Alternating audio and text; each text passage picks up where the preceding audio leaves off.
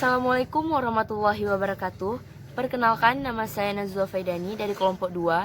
Saya akan menjelaskan materi tentang peran beberapa tokoh dalam menyebarkan agama Islam di Indonesia.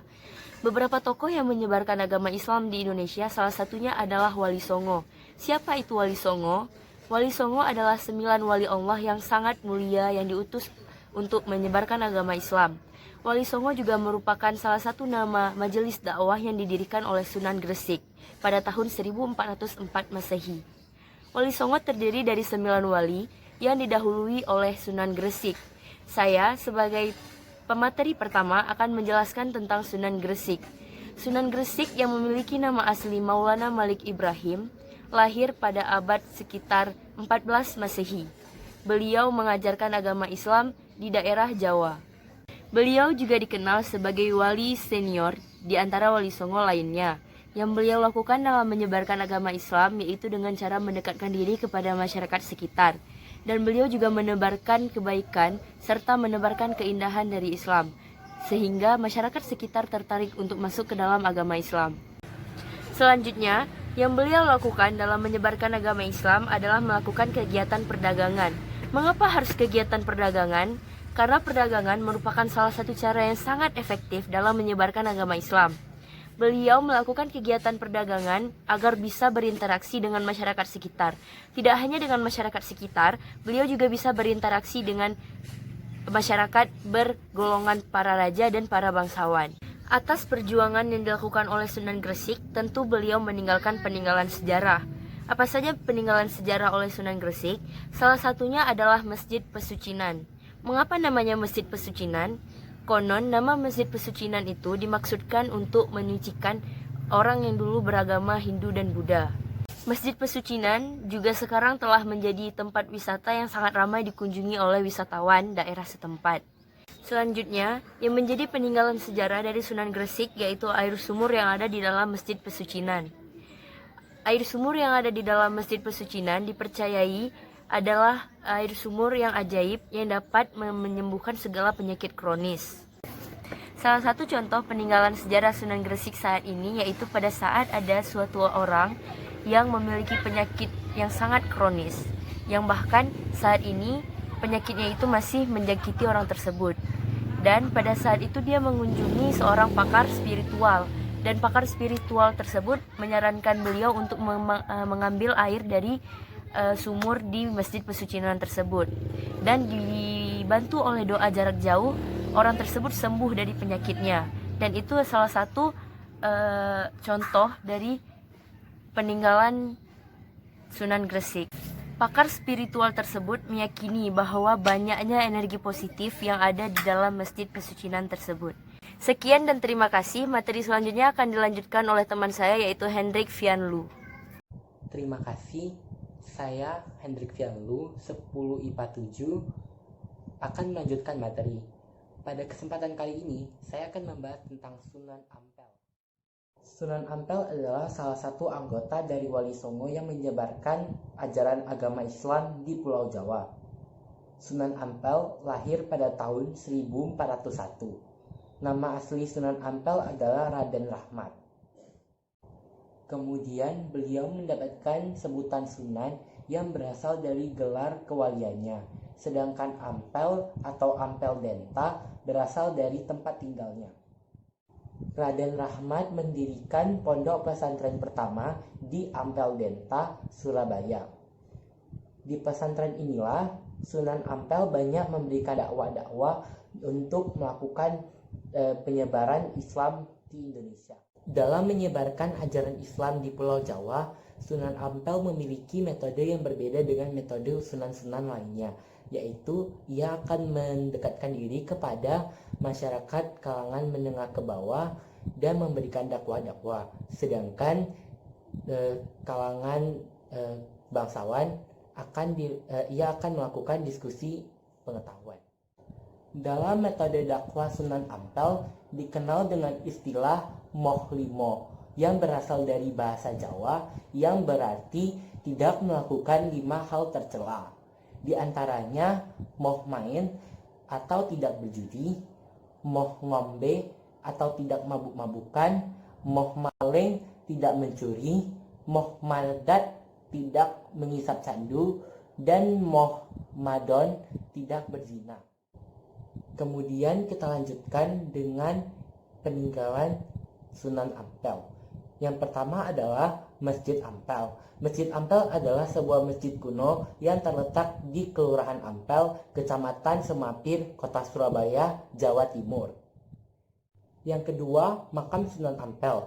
Makam Sunan Ampel terdapat di kawasan Ampel Denta, tepatnya di Masjid Ampel di bagian depan sebelah kanan.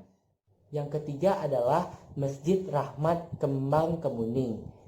Masjid ini adalah salah satu masjid yang digunakan oleh Sunan Ampel dalam melakukan dakwahnya pada saat itu. Selain membangun masjid, Sunan Ampel juga membangun sebuah pesantren yang sangat terkenal hingga kini. Sama pentingnya dengan Masjid Sunan Ampel, pesantren Sunan Ampel ini juga wajib dikunjungi saat melakukan perjalanan wisata religi. Pesantren ini dibangun bersamaan dengan pembangunan masjid. Jadi lokasinya tidak jauh dari masjid tersebut. Yang terakhir adalah sumur. Air dalam sumur ini dipercaya mirip dengan air Zam-Zam yang ada di Tanah Suci.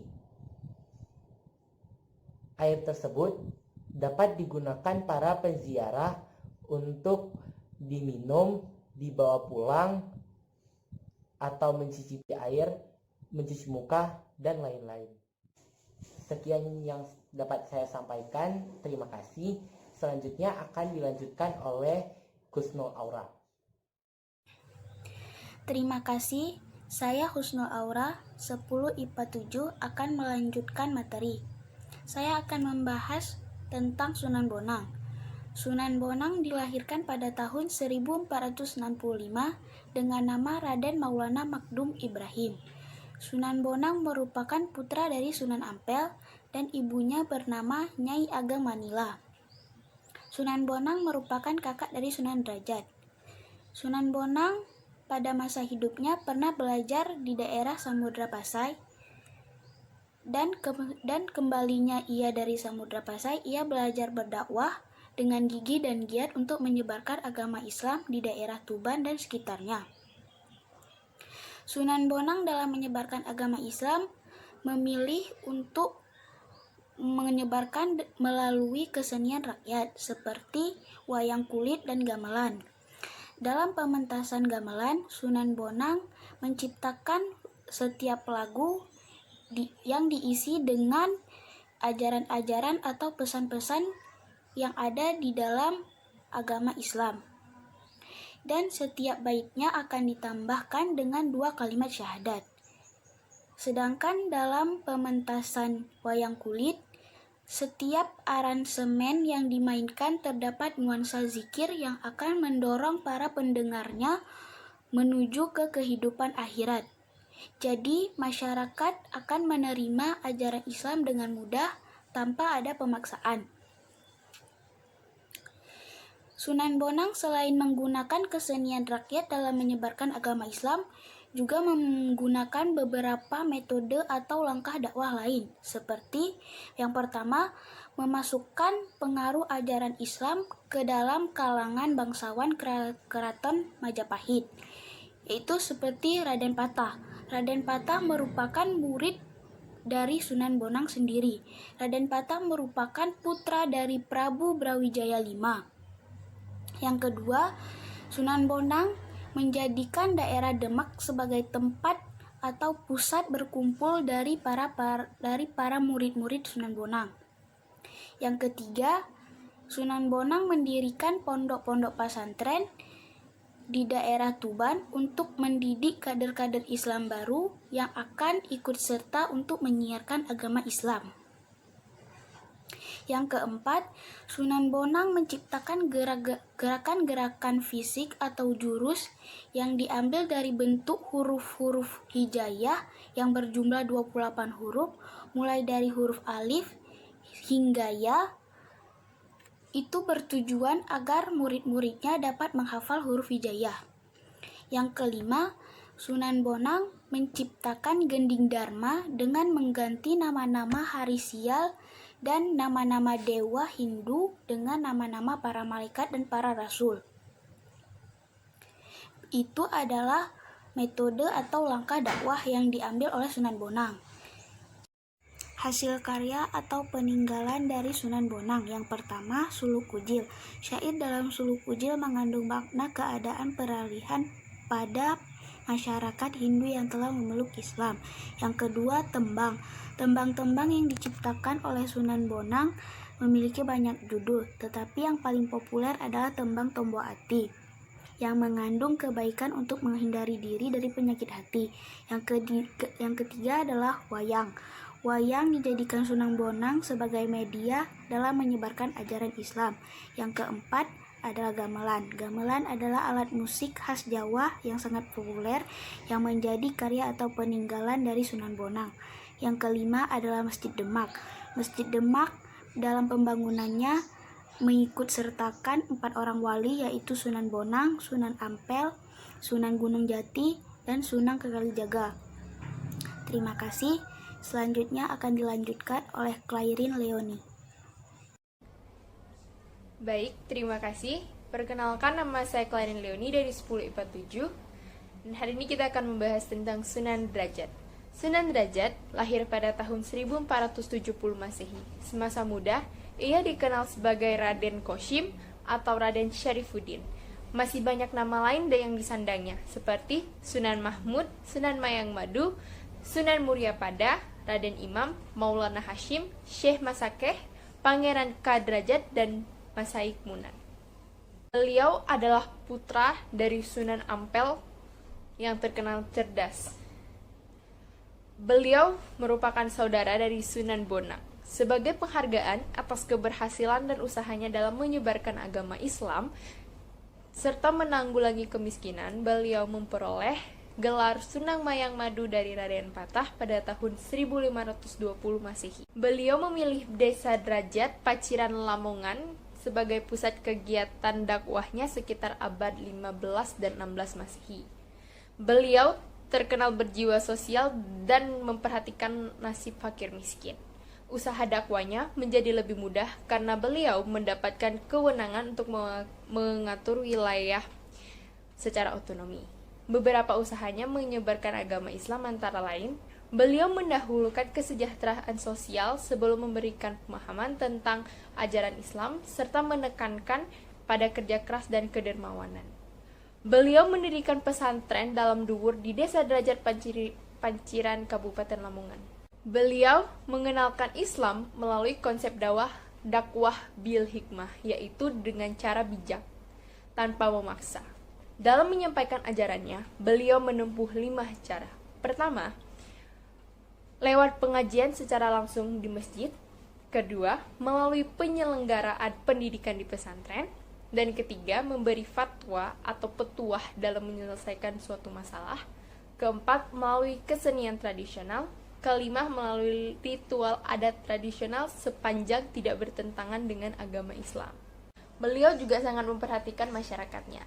Ia kerap mengintari perkampungan pada malam hari, yang sehingga dapat membuat penduduk merasa aman dan terhindar dari gangguan makhluk halus yang konon katanya merajalela selama dan setelah pembukaan hutan. Usai sholat asar, ia juga berkelilingi sambil berzikir sambil mengingatkan kepada penduduknya untuk melaksanakan sholat maghrib. Terdapat 4 pokok ajaran Sunan Bonang, yaitu berikan tongkat kepada orang buta, berikan makan kepada yang kelaparan, berikan pakaian kepada yang telanjang, berikan payung kepada yang kehujanan. Hasil karya dan peninggalan beliau antara lain menciptakan tembang mocopat yakni Pangkur, gamelan Singo Mengkok, Sunan Derajat yang masih tersimpan di Museum Daerah Lamongan. Sekian dan terima kasih. Selanjutnya akan dilanjutkan oleh Rifki Mubarak Tampeng. Terima kasih.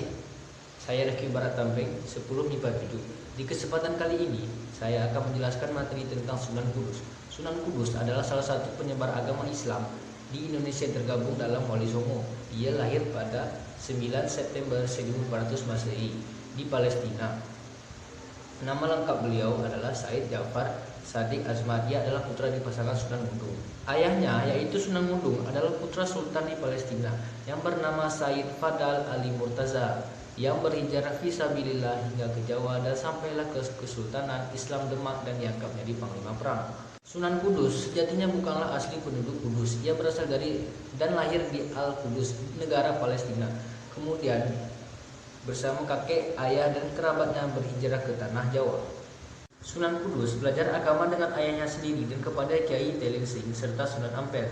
Kiai Telingsing merupakan ulama Cina yang datang ke Jawa bersama Cheng Ho yang kemudian menyebarkan agama Islam dan membuat tali persaudaraan dengan orang Jawa. Setelah itu beliau berdakwah di tengah-tengah masyarakat yang masih beragama Hindu-Buddha. Zaman dulu mayoritas masyarakat masih beragama Hindu-Buddha, sangat sulit untuk menyebarkan agama Islam, tapi tidak dengan Sunan Kudus. Beliau memiliki metode syair atau pendekatan budaya sehingga dengan mudah diterima masyarakat. Pertama, yaitu mendekati masyarakat Hindu. Sunan Kudus mengajarkan bahwa umat Islam bertoleransi tinggi terhadap masyarakat Hindu, sehingga berjalannya waktu mereka mau masuk agama Islam. Ajaran tersebut berupa menghormati sapi yang dikeramatkan umat Hindu, serta membangun menara masjid yang hampir sama dengan bangunan candi Hindu. Yang kedua, yaitu mendekati masyarakat Buddha. Metode ini berbeda dengan yang diterapkan kepada masyarakat Hindu. Di sini beliau membuat tempat wudhu yang berbentuk pancuran sebanyak 8 titik pancuran. Setiap pancuran diberi arca kebo, gumarang yang dihormati di agama Buddha, sehingga mereka menjadi penasaran dan akhirnya masuk ke area masjid. Kemudian terpengaruh dengan penjelasan Sunan lalu ikut menjadi umat Islam. Yang ketiga, yaitu mengubah ritual mitoni. Acara ini merupakan acara yang sejak zaman dahulu disakralkan oleh masyarakat Hindu-Buddha.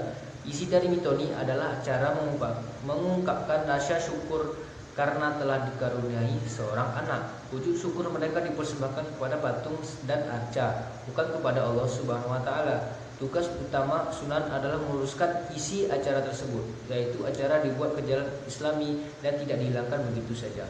Sunan Kudus tidak hanya mengajarkan agama Islam, namun beliau juga meninggalkan bukti sejarah yang sampai saat ini masih dirawat oleh masyarakat. Salah satunya itu Masjid dan Menara Kudus. Masjid ini berada di Kabupaten Kudus, Jawa Tengah. Bangunan masjid dengan gaya arsitektur Islam, Hindu dan Buddha ini memiliki keunikan dan keindahan sehingga menunjukkan terjadinya proses akulturasi. Sekian, terima kasih. Materi akan dilanjutkan oleh Edra. Baik, terima kasih. Selanjutnya saya Eda Tesalonika akan menjelaskan tentang Sunan Giri. Sunan Giri lahir di Belambangan, Jawa Timur pada tahun 1442. Beliau merupakan anak dari Dewi Sekardadu dan Maulana Ishak. Beliau memiliki nama asli yaitu Raden Paku.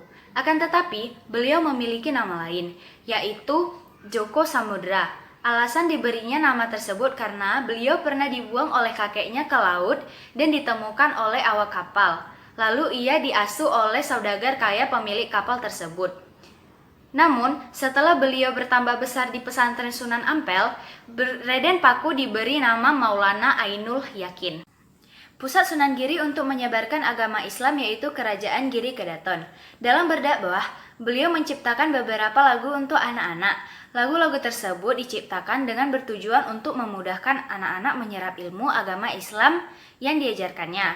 Beliau juga menciptakan permainan yaitu jitungan yang sampai saat ini masih terkenal di daerah Jawa Timur. Dengan adanya perjuangan Sunan Giri, tentu beliau meninggalkan peninggalan sejarah. Apa saja peninggal sejarah Sunan Giri? Salah satunya adalah Masjid Sunan Giri. Masjid Sunan Giri didirikan pada tahun 1544 atas prakarsa Ni Angeng Kubunan. Masjid tersebut sebenarnya adalah bangunan masjid dari komplek pesantren Sunan Giri di Bukit Tinggi Kedaton. Dibangun pada tahun 1399. Meskipun bangunan ini relatif kecil, namun cukup indah dan artistik. Atap masjid tersebut terbuat dari sirip kayu, pondasinya terbuat dari batu-batu ukiran yang sampai saat ini masih dalam keadaan utuh. Selanjutnya ada Giri Kedaton. Giri Kedaton didirikan oleh Raden Paku sekitar abad ke-15. Saat itu dikisahkan Raden Paku pergi menemui ayahnya yang ada di Pesai, yang bernama Maulana Ishak. Ayahnya menyuruhnya untuk membangun sebuah pondok pesantren di tanah yang sama bau dan warnanya dengan yang diberikan oleh ayahnya. Akhirnya Raden Paku menemukan tanah yang mirip dengan yang diberikan ayahnya. Tepatnya berada di Bukit Giri. Raden Paku mendirikan sebuah pesantren dengan nama Giri Kedaton. Puncak kejayaan Giri Kedaton di bawah kepemimpinan Sunan Prapen. Pada tahun 1548 sampai 1605. Saat itu Giri juga sudah menjadi kerajaan yang memiliki kekuatan politik. Seiring berjalannya waktu, terjadilah peperangan dengan Mataram dan akhirnya Mataram menaklukkan Giri Kedaton pada tahun 1636. Terima kasih, sekian penjelasan saya. Selanjutnya Sunan Kalijaga yang akan dijelaskan oleh Abdan Syakuran. Terima kasih, saya Abdan Syakuran 1047. Saya akan melanjutkan materi. Pada kesempatan ini saya akan menjelaskan tentang Sunan Kalijaga. Sunan Kalijaga adalah orang Jawa pribumi asli, lahir di daerah Tuban dengan nama asli Raden Said. Dia juga memiliki sejumlah nama panggilan seperti Lokajaya, Syekh Malaya, Pangeran Tuban, atau Raden Abdurrahman. Dialah wali yang namanya paling banyak disebut masyarakat Jawa. Dia lahir sekitar tahun 1450 Masehi. Beliau adalah anak dari Bupati Tuban kala itu yang bernama Arya Wilatika atau Raden Sahur. Arya Wilatika sendiri merupakan pimpinan dari kelompok pemberontakan Ronggolawe di zaman Majapahit. Raden Said muda kala itu mewarisi semangat ayahnya. Beliau memprotes penarikan pajak tak berperi kemanusiaan di zaman Majapahit.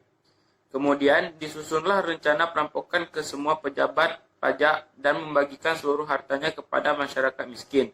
Akibat aksinya tersebut, Raden Said dikenal dengan seantero Majapahit dengan nama Bandar Lokajaya.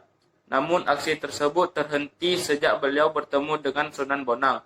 Beliau dinasihati agar berhenti dari perbuatan tersebut. Akhirnya Sunan Kalijaga pun berhenti dan berguru ilmu agama di tempat Sunan Bonang. Dari sanalah beliau mendapat ide dalam berdakwah, yakni dengan gamelan dan wayang. Tentu saja di dalamnya disisipkan dakwah dan ajaran agama Islam karena beliau orang Jawa asli. Maka ajaran yang disampaikan sangat membumi. Ia menggunakan seni ukir, wayang, gamelan, serta seni suara suluk sebagai sarana dakwah. Dialah pencipta baju dakwah, perayaan sekatanan, gerbek maulud, dan lain-lain. Metode dakwah tersebut sangat efektif. Sebagian besar adipati di Jawa memeluk Islam melalui Sunan Kalijaga. Di antaranya adalah Adipati Padanaran, Kartasura, dan lain-lain.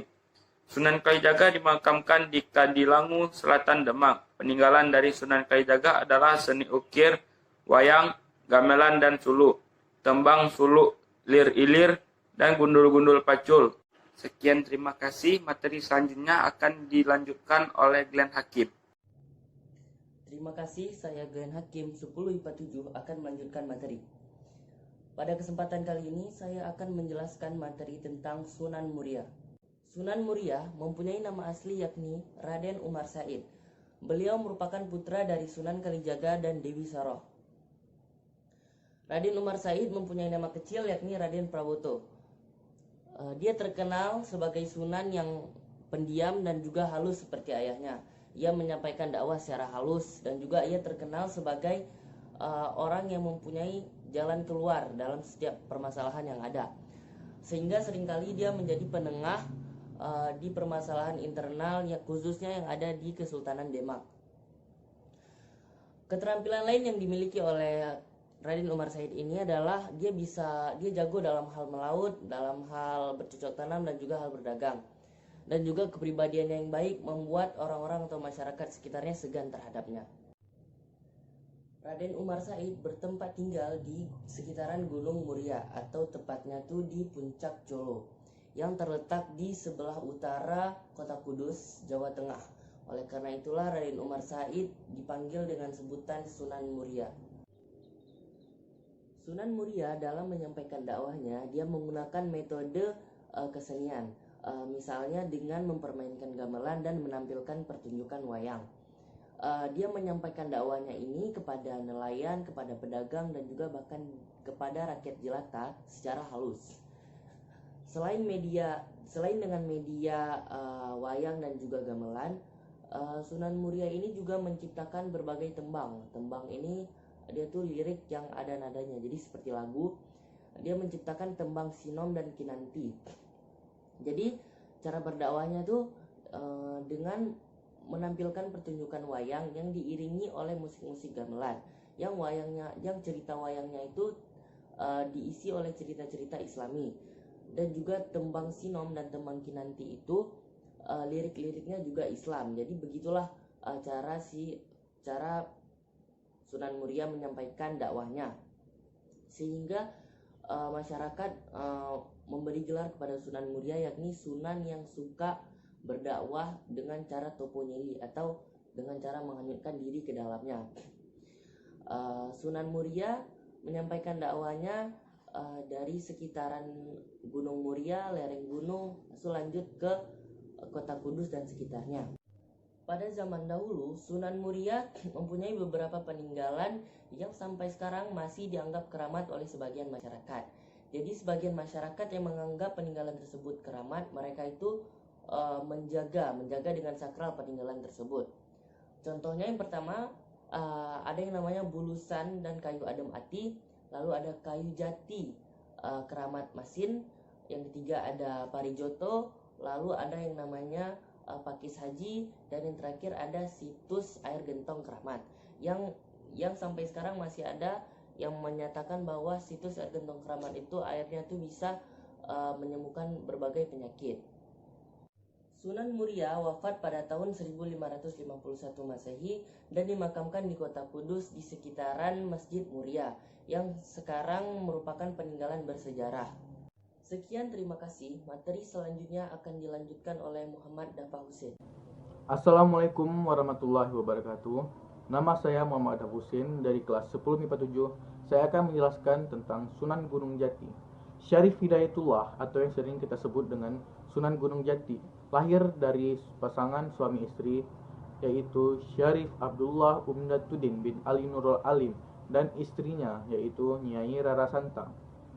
Beliau lahir pada tahun 1448. Saat beliau beranjak dewasa, beliau ditugaskan oleh orang tuanya untuk memperbaiki kerjaan mereka. Tetapi beliau menolak dengan alasan untuk menyiarkan agama Islam. Sunan Gunung Jati menyebarkan agama Islam tidak menggunakan budaya Arab seperti yang lainnya. Sunan Gunung Jati menyebarkan agama Islam memakai budaya-budaya lokal setempat. Ia menggunakan budaya-budaya tersebut melalui kesenian daerah. Hasilnya, Sunan Gunung Jati dapat menyebarkan agama Islam tanpa adanya peperangan sedikit pun. Dia menyebarkan agama Islam di Jawa Barat, Banten, dan DKI Jakarta secara damai. Salah satu contohnya adalah digunakannya gamelan saketan sebagai media penyebaran Islam kepada masyarakat. Sunan Gunung Jati biasa menggunakan gamelan ini untuk dilakukan pada hari-hari besar seperti Hari Raya Idul Fitri atau Hari Raya Idul Adha. Syarif Hidayatullah yang tadinya tinggal bersama orang tua mereka di Timur Tengah memutuskan kembali ke Tanah Jawa untuk melanjutkan niatnya untuk menyebarkan agama Islam. Pada usia 25 tahun, beliau sudah dikenal sebagai ulama penyebar Islam yang sangat dihormati. Tidak hanya itu saja, beliau juga disegani karena kepemimpinannya yang sangat adil dan bijaksana. Sunan Gunung Jati yang dikenal sebagai cucu Prabu Siliwangi ini merupakan seorang ulama yang sangat berpengaruh dalam penyebaran agama Islam di Cirebon. Beliau berhasil menyebarkan agama Islam dengan mengajak seluruh prajuritnya ataupun masyarakat untuk masuk ke dalam agama Islam. Berkat kegiatan ini, ia menjadi salah satu tokoh yang berpengaruh dalam sejarah Islam. Syekh Syarif Syafituddin atau Sunan Gunung Jati wafat pada tanggal 19 September pada tahun 1569 dalam usianya yang beranjak 121 tahun. Beliau dimakamkan di Gunung Sembang yang berada di Desa Astana, Kabupaten Cirebon. Makam beliau ini juga termasuk salah satu tujuan wisata bagi rakyat Cirebon dan peninggalan-peninggalan yang ditinggalkan oleh Sunan Gunung Jati adalah yang pertama adalah Keraton Sesepuhan Cirebon, kedua Keraton Kanoman, ketiga Keraton Kacirebon, keempat Keraton Keprabon, kelima Kereta Singa Barong Kesepuan, keenam Masjid Sang Cipta